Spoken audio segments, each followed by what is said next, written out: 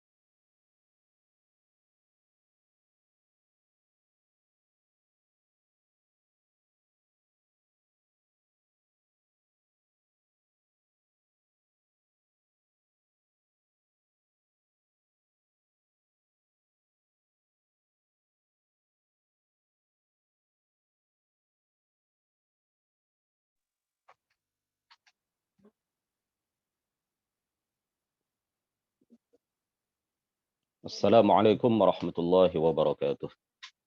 Ila asyrafin nabiyyin Muhammadur Rasulillah sallallahu alaihi wasallam wa waliyatihi wa azwajihi wa ahli baitihi al-kiram wa ila arwahi ikhwanihi minal anbiya'i wal mursalin was sahabati wat tabi'in wal awliya'is salihin wal ulama'il 'amilin wal malaikatil muqarrabin wal mujahidin fi sabili rabbil alamin wa ilal musannifin al mukhlisin ونخص خصوصا إلى سلطان الأولياء الشيخ عبد القادر الجيلاني والإمام أحمد الرفاعي الكبير والسلسلة رجال الطريقة الرفاعية والسلسلة رجال الطريقة القادرية والسلسلة رجال الطريقة النكشبندية والسلسلة رجال الطريقة العلوية وإلى أرواح المسلمين والمسلمات والمؤمنين والمؤمنات من مشارق الأرض إلى مغاربها برها وبحرها خصوصا آباءنا وأمهاتنا وأجدادنا وجداتنا ومشايخنا ومشايخ مشايخنا وأساتذتنا وأساتذة أساتذتنا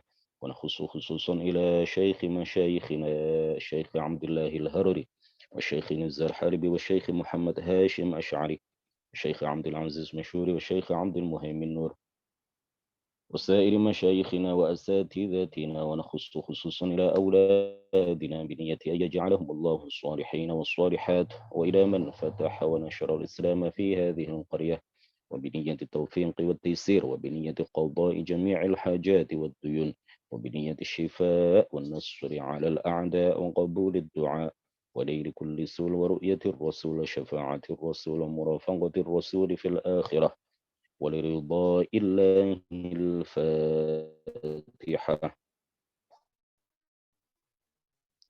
أعوذ بالله من الشيطان الرجيم بسم الله الرحمن الرحيم الحمد لله رب العالمين الرحمن الرحيم مالك يوم الدين إياك نعبد وإياك نستعين اهدنا الصراط المستقيم صراط الذين أنعمت عليهم غير المغضوب عليهم ولا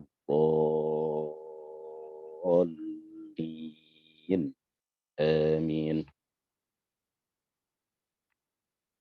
بسم الله الحمد لله والصلاة والسلام على سيدنا محمد رسول الله وعلى آله وصحبه ومن والاه ولا حول ولا قوة إلا بالله رب اشرح لي صدري ويسر لي أمري وثبتني على الإيمان اللهم لا سهل إلا ما جعلته سهلا وأنت يا حي يا قيوم تجعل الحزن إذا شئت سهلا. Amma ba'd. Kita lanjutkan kajian kitab Aqidatul Muslimin. Kitab terjemahannya dengan judul Aqidah Umat Islam telah disebar di beberapa grup BA. Bagi yang belum mendapatkan file PDF dari kitab terjemahan Aqidatul Muslimin yang berjudul Aqidah Umat Islam, silakan menghubungi admin ya. Admin Mas Hendra atau Mbak Putih atau Mas Sultan. Kita telah sampai pada soal jawab nomor 23. Versi Arabnya soal jawab nomor 23 ya, tentang bid'ah. Ada yang terjemahan bahasa Indonesia, Aqidah Umat Islam. Aqidah Umat Islam, bahasa Indonesia yang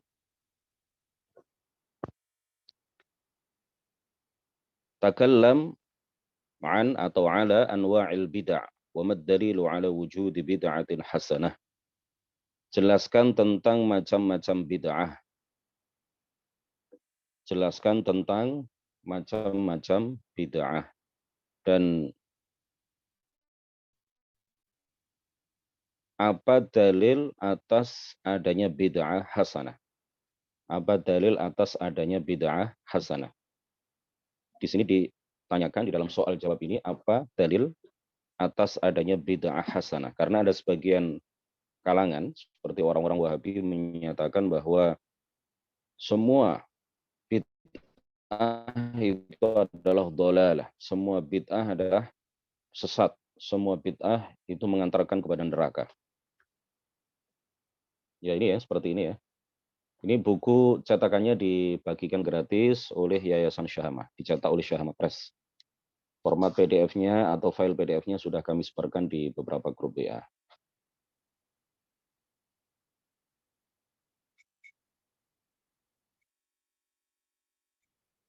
Ya benar ini ya. Versi Arabnya 23, yang ini juga sama. Soal jawab nomor 23. Terangkan mengenai macam-macam bid'ah dan sebutkan dalil yang menunjukkan adanya bid'ah yang baik. Al-bid'atu lughatan hiya kullu ma uhditha ala ghairi mithalin sabiqin lah. Bid'ah secara bahasa artinya adalah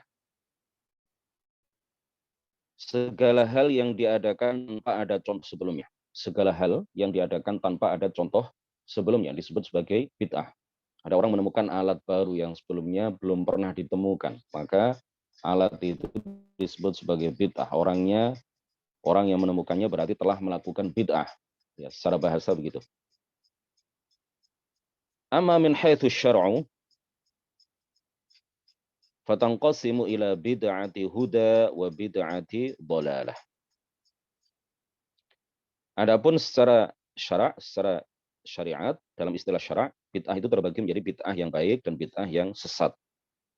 Sedangkan pengertian bid'ah secara syariat adalah ma uhditsa mimma lam yarid la fil Qur'ani wa la fil hadits. Ma uhditsa mimma lam yarid la fil Qur'ani wa la fil hadits.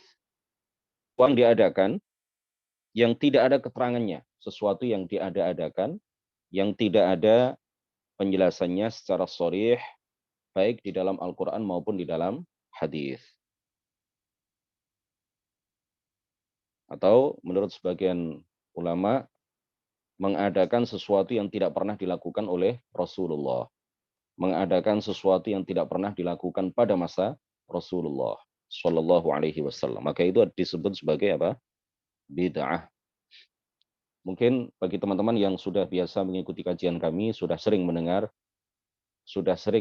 pembahasan tentang bid'ah ini ya. Tetapi mungkin ada beberapa peserta kajian ini yang baru pertama kali atau hanya beberapa kali mengikuti kajian kami, belum banyak mendengar penjelasan tentang bid'ah. Oleh karena itu bagi teman-teman yang sudah sering mendengar kajian-kajian tentang bid'ah yang kami sampaikan, penjelasan tentang bid'ah yang kami sampaikan pada pertemuan-pertemuan sebelumnya atau pada kajian-kajian kitab yang lain, mohon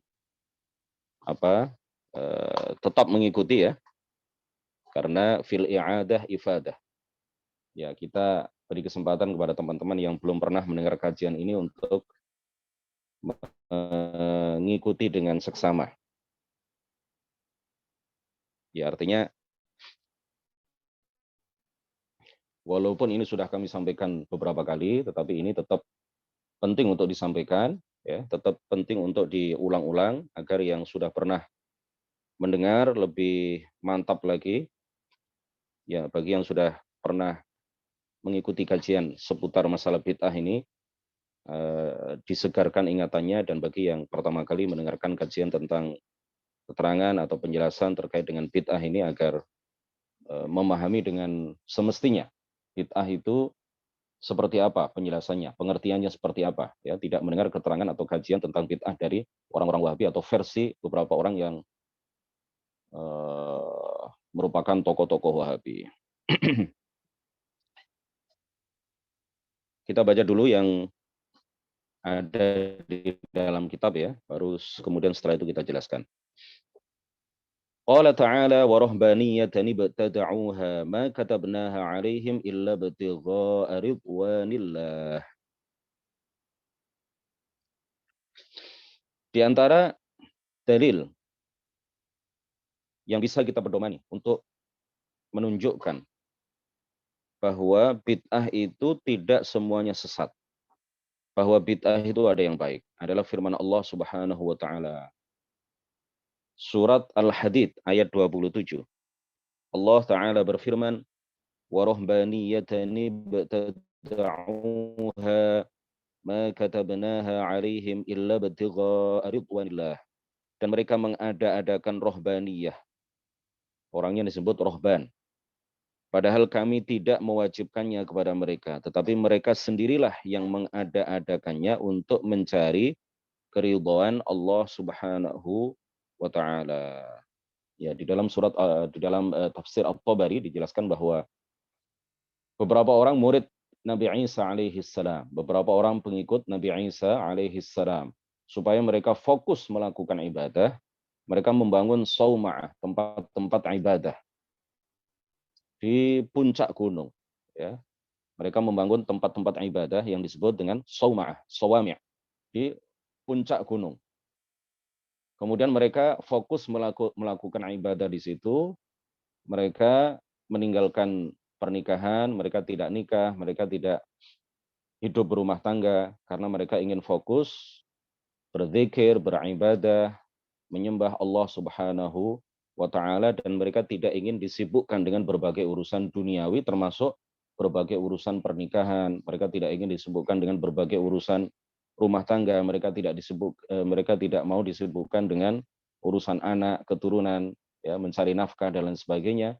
Mereka ingin fokus melakukan ibadah kepada Allah sampai-sampai mereka tidak hidup di pedesaan, tidak hidup di perkotaan, tidak hidup di tengah-tengah masyarakat, tetapi mereka membangun sauma'ah, tempat ibadah di puncak gunung. Mereka tidak mengharamkan nikah, ya. Mereka tidak mengharamkan hidup berumah tangga. Tetapi karena mereka ingin fokus melakukan ibadah kepada Allah, mereka ingin fokus menyembah Allah Subhanahu wa taala dan tidak ingin disibukkan dengan berbagai urusan duniawi. Mereka tidak menikah, mereka tidak ingin memiliki anak, ya. Mereka hidup di puncak gunung. Mereka makan dari apa yang ada di sekitar mereka, dan mereka tidak hidup di tengah-tengah masyarakat, tidak ke pasar, tidak jual beli dan lain sebagainya. Nah, apa yang mereka lakukan ini kemudian dipuji oleh Allah Subhanahu wa taala di dalam ayat ini. Ma katabnaha 'alaihim, ya. Rohbaniyah yang mereka lakukan, rohbaniyah, ya, artinya mereka ingin fokus melakukan ibadah. Mereka melepaskan diri dari urusan-urusan duniawi, urusan-urusan syahwat.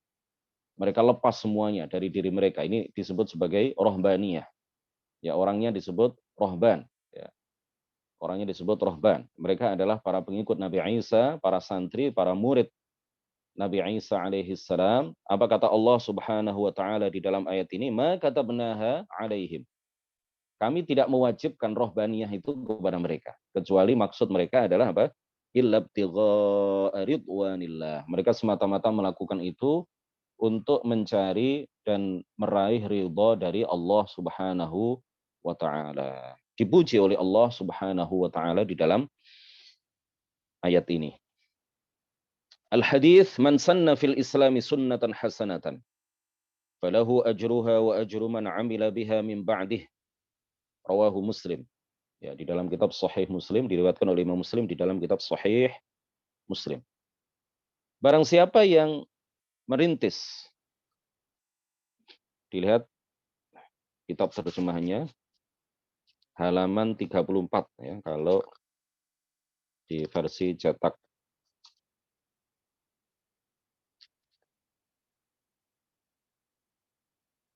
Cetakan 2018. Mungkin sama ya, yang file PDF-nya mungkin sama ini. Halaman 34, man sanna fil islami sunnatan hasanatan falahu ajruha wa ajru man amila biha min ba'dih, rawahu Muslim. Barang siapa yang merintis atau barang siapa yang memulai dalam Islam perbuatan yang baik, maka ia mendapatkan pahalanya. Dan ia juga mendapatkan pahala orang-orang setelahnya yang melakukan perbuatan baik tersebut tanpa mengurangi pahala mereka. وقد أحدث الصحابة ومن بعدهم كثيرا من الأمور الحسنة في الدين وتلقتها الأمة بالقبول كعمل المحاريب والأذان الثاني للصلاة الجمعة وتنقيط المصحف وعمل المولد الشريف. Para sahabat Nabi dan generasi Muslim setelahnya banyak melakukan hal-hal baru yang tidak pernah dilakukan oleh Rasulullah Shallallahu Alaihi Wasallam. Banyak melakukan hal-hal baru yang baik dalam agama yang tidak pernah dilakukan oleh Rasulullah. Dan umat Islam menerima hal itu dan umat Islam tidak ada yang menolak hal itu, semuanya menerima hal itu, tidak ada yang mengingkari, seperti membangun mihrab, tempat imam di masjid. Ini hukumnya sunnah ya. Membangun mihrab tempat di bagian arah kiblat di suatu masjid, ini para ulama menyatakan itu adalah sesuatu yang mustahabbah, sesuatu yang disunnahkan. Kenapa? Karena begitu orang masuk masjid, dia tahu, oh arah kiblatnya di arah sana. Ya. Meskipun ada syarat dan ketentuannya ya, harus ada istihad dan sebagainya. Tetapi itu memudahkan bagi jamaah, bagi orang yang barangkali melakukan perjalanan, musafir, untuk ketika dia singgah di suatu masjid, dia akan mengetahui arah kiblat ya, kira-kira arah kiblatnya di mana, itu dari mihrab yang ada di masjid itu, tempat imamnya di mana.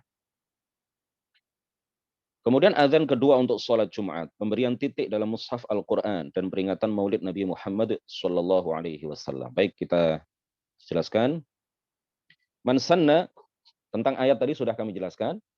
Terkait dengan ayat yang dijadikan dalil di dalam kitab ini, di dalam buku ini, mengenai adanya bid'ah hasanah, man sanna fil islami sunnatan hasanatan, dan seterusnya tadi.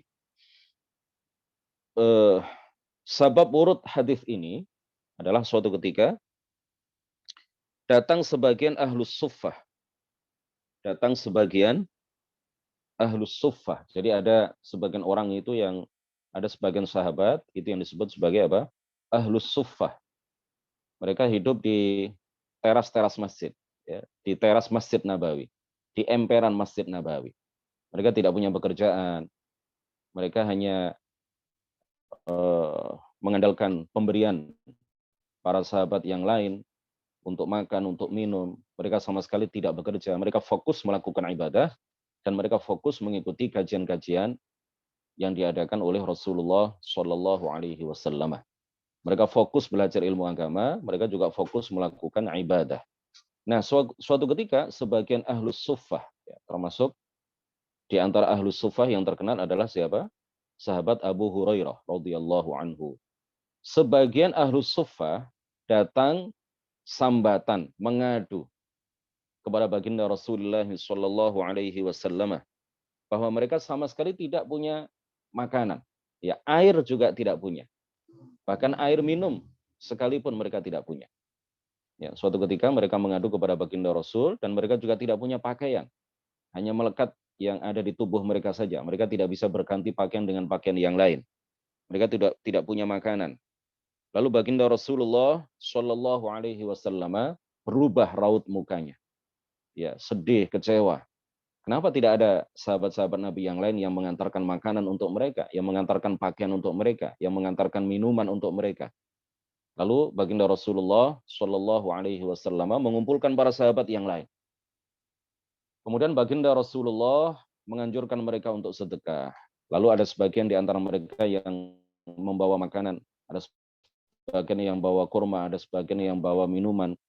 Kemudian terkumpul banyak sekali, ya, banyak sekali makanan, minuman, pakaian, lalu diberikan kepada ahlus suffah. Setelah itu kemudian baginda Rasul berubah lagi raut mukanya, ya, beliau gembira karena para sahabat yang lain peduli terhadap orang-orang yang tidak punya pekerjaan ini, yang disebut sebagai apa? Ahlus suffah ini. Kemudian setelah para sahabat mengumpulkan sedekah, kemudian diberikan kepada ahlus suffah yang mengadu kepada baginda Rasulullah tadi. Rasulullah kemudian mengatakan, "Man sanna fil islami sunnatan hasanatan, falahu ajruha wa ajru man amila biha min ba'dih." Barang siapa yang merintis atau memulai, ya, barang siapa yang merintis atau memulai sebuah kebaikan dalam Islam, man sanna fil islami, barang siapa yang merintis atau memulai di dalam Islam sebuah kebaikan, maka ia mendapatkan pahalanya. Maka ia mendapatkan apa? Pahalanya. Dan pahala orang-orang yang mengikuti amalan itu setelahnya tanpa mengurangi sedikit pun dari pahala mereka. Jadi ini adalah sebuah kebaikan, ya. Rasulullah Shallallahu Alaihi Wasallam menganjurkan mereka untuk mengumpulkan apa?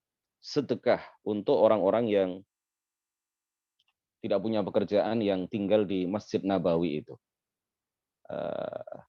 Rasulullah Shallallahu Alaihi Wasallam menganjurkan para sahabat untuk mengumpulkan sedekah dan pada akhirnya terkumpul sedekah yang banyak yang berupa makanan, minuman, pakaian dan lain sebagainya, kemudian diberikan kepada ahlus suffah. Nah, sebagian orang, ya, sebagian Wahabi mengatakan kalau apa yang dilakukan pada masa Rasul itu boleh, ya, sesuatu yang kebaikan yang dirintis, yang dimulai, yang sebelumnya belum pernah ada, ya, belum pernah dijelaskan di dalam Al-Quran, misalkan. Tetapi itu dilakukan pada masa Rasulullah, itu boleh. Sementara kalau kita sepeninggal Rasulullah, setelah generasi Rasulullah, ya, atau setelah generasi sahabat, kalau kita memulai sesuatu yang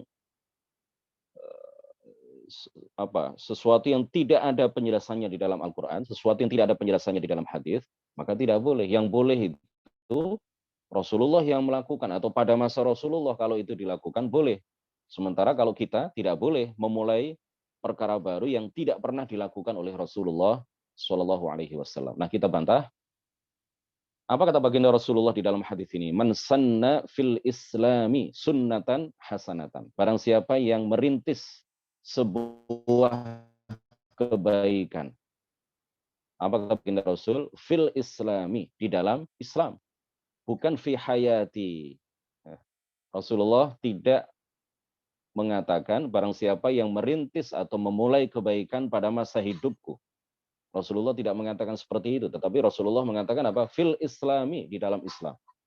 Artinya apa? Barang siapa yang memulai sebuah kebaikan yang belum pernah dimulai sebelumnya, yang belum pernah dilakukan sebelumnya, baik pada masa hidupku maupun setelah masa hidupku, baik pada masaku ataupun pada masa sahabatku kelak, ataupun pada masa tabi'in, atau di generasi siapapun, barang siapa yang merintis kebaikan, maka memperoleh pahala dari kebaikan itu, dan dia juga memperoleh pahala dari orang-orang yang melakukan kebaikan itu sepeninggal dia tanpa mengurangi sedikit pun dari pahala mereka.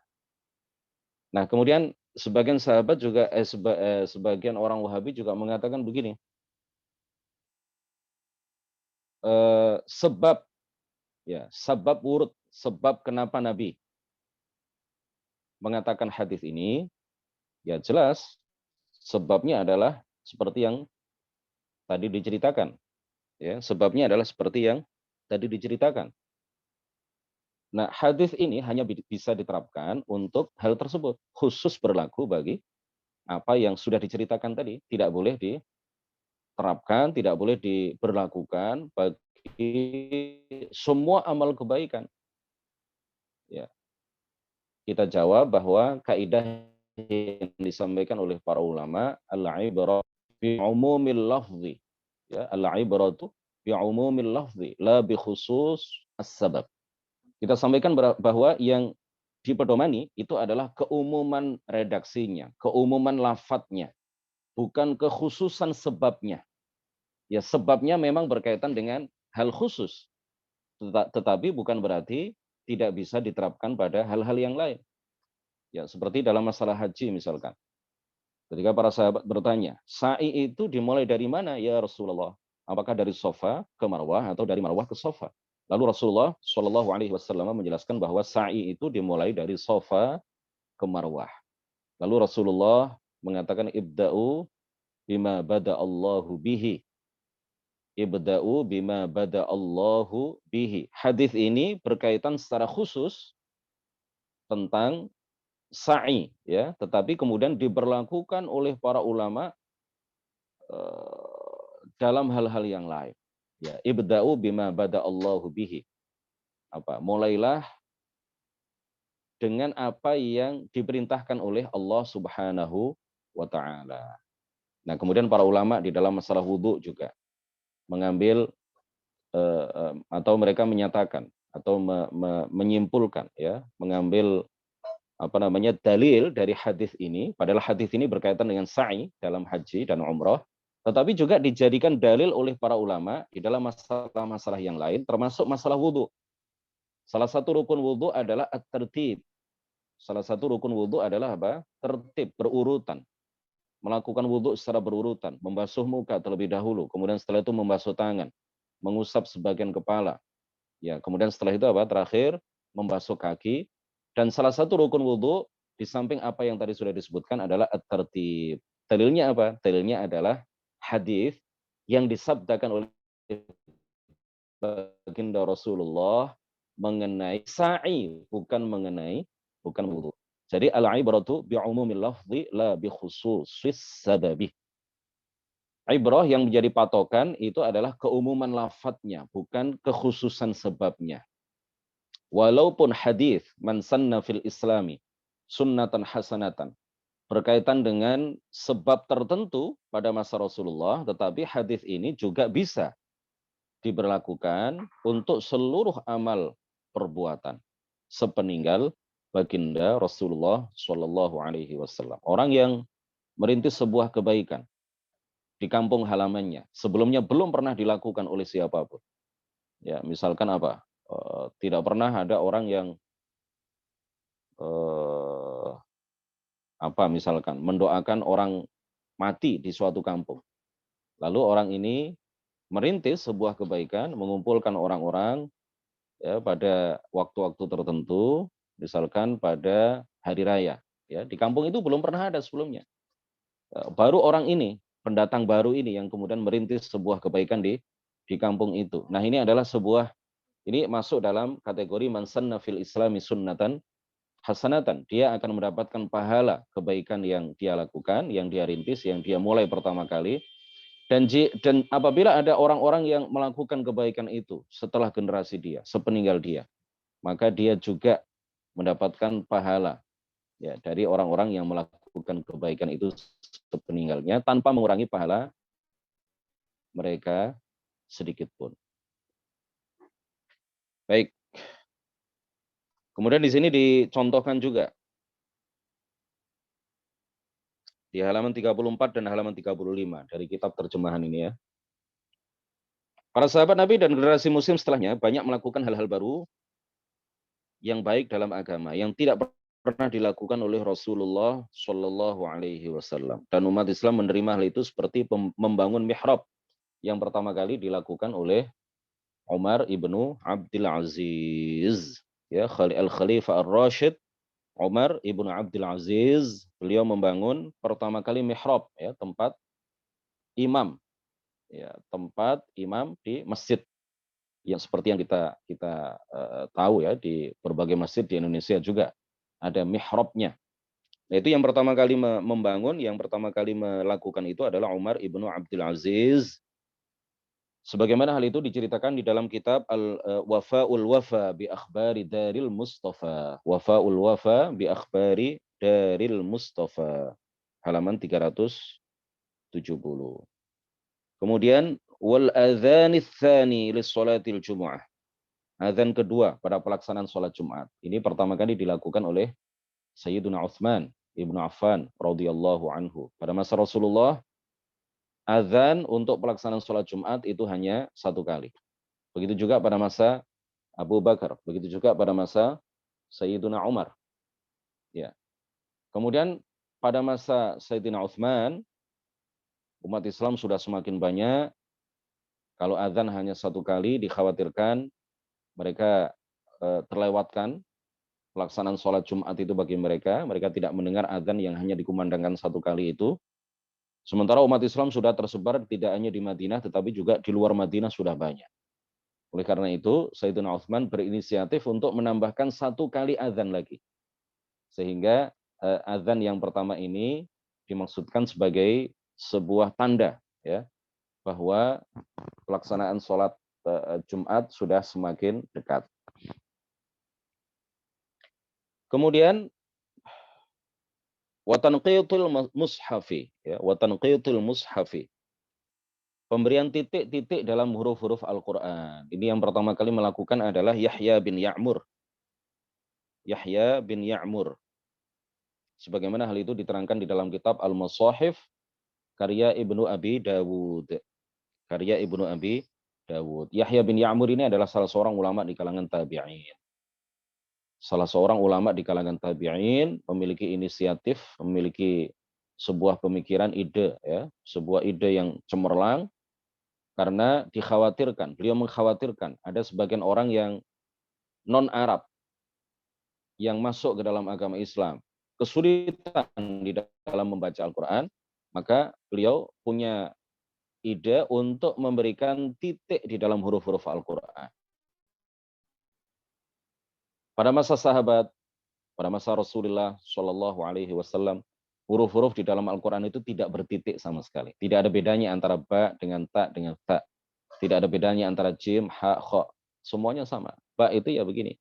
Ta itu ya begini. Tidak ada titik dua di atas ta. Tidak ada titik tiga di atas ta. Tidak ada titik satu di bawah ba. Tidak ada titik satu di tengah jim. Tidak ada titik satu di atas kha. Tidak ada tiga sin dengan shin. Itu pada masa Rasulullah, huruf-huruf sin dengan shin di dalam Al-Quran itu sama. Ya, bergerigi gitu aja. Tidak ada titik tiga di atas shin untuk membedakan dengan sin. Tidak ada titik satu di atas dot. Ya, shod dengan dot itu sama. Kemudian to dengan dha itu sama. Ya, begitulah ya. Orang-orang dulu bisa membaca karena mereka langsung belajar dari Rasulullah Shallallahu Alaihi Wasallam, dan mereka setengah-setengah hafal. Tapi kalau pada masa-masa setelahnya, pada masa sekarang, seandainya nggak ada titik di dalam huruf-huruf Al-Quran, maka kita akan menghadapi kesulitan yang luar biasa. Ya, kita tidak secerdas para sahabat, kita tidak sekuat daya ingat kita, ya, tidak sekuat daya ingat para sahabat. Mereka bisa membedakan antara sin dengan shin karena mereka hafal Al-Quran, dan sebagian dari mereka setengah-setengah hafal Quran. Ya.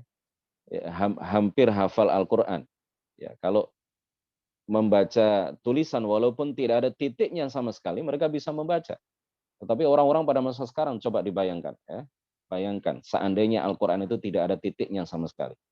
Nah, ini adalah bid'ah yang baik, ya, bid'atu huda, atau disebut sunnah hasanah, bid'ah hasanah, bid'ah yang baik. Meskipun Rasulullah tidak pernah melakukan, meskipun para sahabat tidak pernah melakukan, meskipun tidak ada perintah di dalam Al-Quran, tidak ada perintah secara eksplisit di dalam hadis, terkait dengan pemberian titik di dalam huruf-huruf Al-Quran. Kemudian orang yang pertama kali melakukan itu adalah Yahya bin Ya'mur. Maka beliau ini sejatinya telah melakukan bid'ah. Karena memang tidak ada perintah dalam Al-Quran dan hadis. Ya.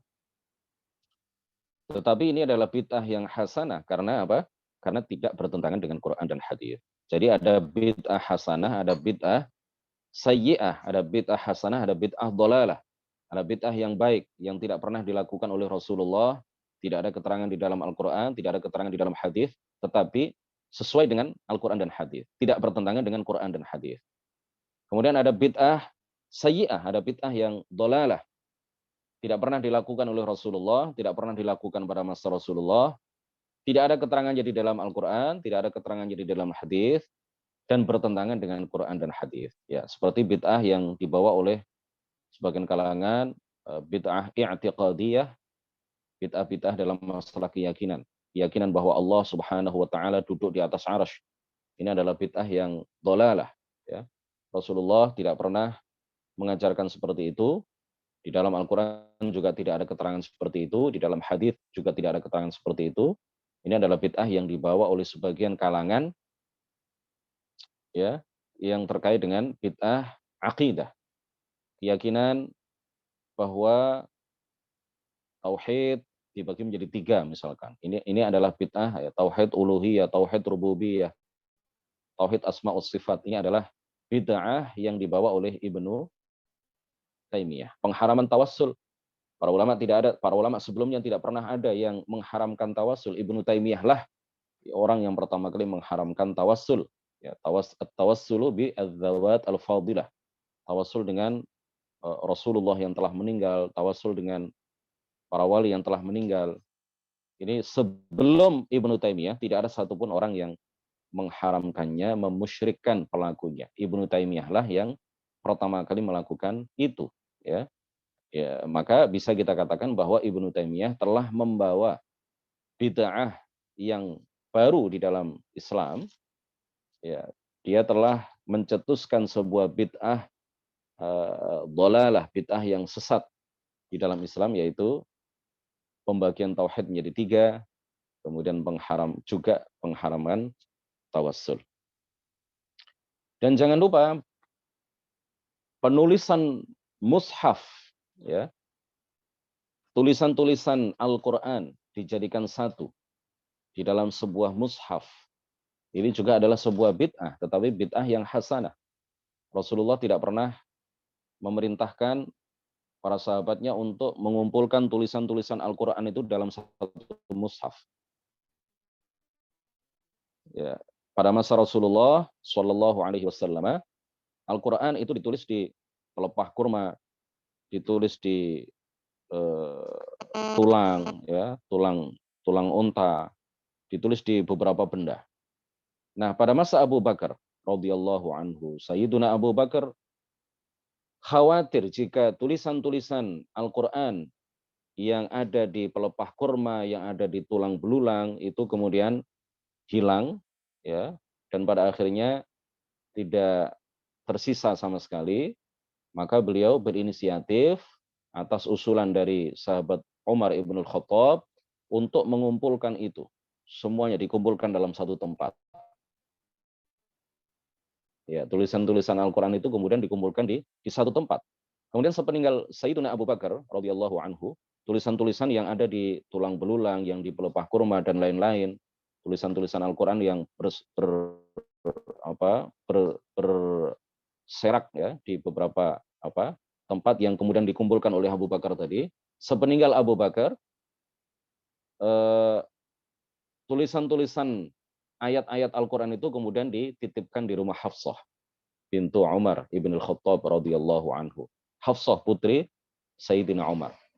Kemudian pada masa Sayyidina Utsman, beliau punya inisiatif lain untuk menulis ulang, ya, menulis ulang ayat-ayat Al-Quran yang berserak di pelepah kurma, di tulang belulang, dan di benda-benda itu, kemudian di sebuah mushaf. Ya, lalu ditulis beberapa, ya, tidak hanya satu mushaf, tetapi ada beberapa mushaf. Yang satu dikirim ke Irak, satu dikirim ke Mesir, satu dikirim ke yang satu di Madinah, diletakkan di Madinah, ya, dikirim ke beberapa tempat. Nah, ini adalah sebuah bid'ah tetapi tidak pernah dilakukan oleh Rasulullah, tidak pernah diperintahkan juga oleh Rasulullah, tidak ada perintahnya di dalam Al-Qur'an, ya, tidak ada keterangannya di dalam hadis, tetapi ini adalah murni inisiatif dari sahabat Abu Bakar, murni inisiatif dari sahabat Utsman ibnu Affan. Dan ini juga disebut sebagai bid'ah, tetapi ini adalah bid'ah yang hasanah. Kemudian juga wa amalil maulid syarif, ya, wa amalil maulid syarif. Maulid Nabi. Maulid Nabi ini juga adalah bid'ah yang hasanah, ya. Tidak pernah dilakukan oleh Rasulullah, para sahabat, para tabi'in. Orang yang pertama kali melakukannya adalah Raja Al-Mudhaffar. Orang yang pertama kali melakukan adalah penguasa Irbil, ya, raja yang disebut sebagai Raja Al-Mudhaffar. Ya, ini sudah sering kami sampaikan terkait dengan masalah bid'ah ini. Kemudian terakhir, ya, sebagian ulama membagi bid'ah tidak hanya dua. Para ulama membagi bid'ah tidak hanya menjadi dua. Tapi ada sebagian ulama. Ada sebagian ulama. Di antaranya adalah Syekh Abdul Aziz Abu Muhammad Ibnu Abdissalam. Di akhir kitab Al-Qawaid, beliau membagi bid'ah menjadi 5. Al-bid'atu, kata beliau, munqasimatun ila wajibatin wa muharramatin wa mandubatin wa makruhatin wa mubahatin. Ya, bid'ah itu ada 5. Ada bid'ah yang wajib, ada bid'ah yang haram, ada bid'ah yang sunnah, ada bid'ah yang makruh, dan ada bid'ah yang mubah. Ya, contohnya seperti apa? Bid'ah yang wajib. Sesuatu yang tidak pernah dilakukan oleh Rasulullah, tetapi kalau kita lakukan sekarang, hukumnya wajib. Di antaranya adalah menegakkan dalil, ya, menegakkan dalil, mempelajari, menghafal, memahami dalil untuk membantah kelompok-kelompok yang sesat di luar ahli sunnati wal jamaah. Ini wajib. Meskipun hal itu tidak pernah diberitakan secara eksplisit oleh baginda Rasulullah Shallallahu Alaihi Wasallam. Kemudian ada bid'ah yang haram, ya, seperti yang tadi pembagian tauhid menjadi 3, pengharaman tawassul, ini adalah bid'ah yang haram yang dibawa oleh Ibnu Taimiyah, dicetuskan oleh Ibnu Taimiyah. Sunnah seperti amalul maharib, ya, pembuatan mushaf, kok mushaf apa namanya, mihrab, ya, pembuatan mihrab, tempat imam di suatu masjid, ya, di berbagai masjid. Ini hukumnya adalah sunnah kata para ulama, seperti yang tadi sudah kami sampaikan. Kemudian bid'ah yang bid'ah yang makruh.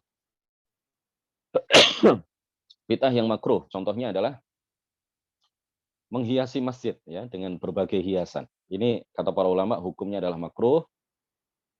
Kenapa? Dihukumi sebagai makruh, ya, dihukumi dengan hukum makruh karena para ulama menyatakan bahwa masjid itu jika dihiasi dengan hiasan-hiasan yang indah, yang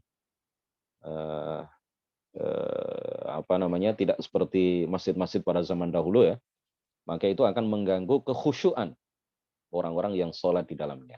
Maka itu akan mengurangi kadar kekhusyuan orang-orang yang sholat di dalamnya. Kemudian ada lagi bid'ah yang mubahah, ya, bid'ah yang mubahah. Misalkan apa? Saya tidak suka kopi, ya. Misalkan, ya, saya tidak suka kopi tapi saya suka teh. Saya tidak minum kopi tapi saya milih untuk minum teh misalkan. Saya tidak makan tempe tapi saya makan tahu. Ya. Tahu tempe itu kan tidak pernah ada keterangannya di dalam Al-Qur'an, makanlah tahu, makanlah tempe, kan nggak ada. Kemudian juga tidak pernah Rasulullah makan tahu, makan tempe. Rasulullah juga tidak pernah melarang atau memerintahkan kepada kita untuk makan tahu, makan tempe. Jadi makan tahu, makan tempe, tidak makan tahu tapi makan tempe, tidak makan tempe tapi makan tahu, ini adalah bid'ah yang mubahah. Bid'ah yang mubahah. Demikian kajian kita pada pagi hari ini. Sudah sering kami sampaikan masalah bid'ah ini sekedar penguatan dan penyegaran memori kita terkait dengan kajian terkait dengan bid'ah. Insya Allah kita lanjutkan besok soal jawab nomor 24 halaman 35 jelaskan mengenai perbuatan sihir. Insya Allah kita akan kaji ini besok hari Selasa. Barakallahu fikum. Subhanakallahumma wa bihamdik asyhadu an la ilaha illa anta astaghfiruka wa atubu ilaik. La ilaha illallah. Allahumma shalli ala sayyidina Muhammad wa ala alihi wa sahbihi wa sallim. Rabbi ighfir li wa liwalidayya wa lil mu'minina wal mu'minat. Wassalamu alaikum warahmatullahi wabarakatuh.